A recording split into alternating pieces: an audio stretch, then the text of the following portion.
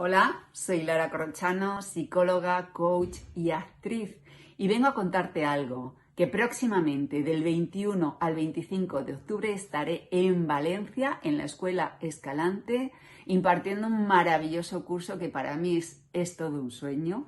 Se llama Entre bastidores y emociones y va dirigido a todas aquellas personas, artistas, gente que quiera ser actor, que está en ese proceso en el pre o que está estudiando o que ya lleva una carrera, que lleva tiempo trabajando en medios, pero que le gustaría conocerse un poquito más, le gustaría saber cómo trazar su carrera, cómo gestionarla, no solamente la parte emocional, sino también la parte de trayectoria de carrera, hacia dónde quieres ir, cómo lo quieres hacer.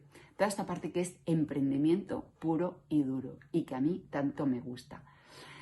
Pues nada, os digo, a partir del 21 al 25 de octubre en la Escuela Escalante os espero y pasaré lista, ¿vale? Os dejo la info para que podáis informaros. Besitos.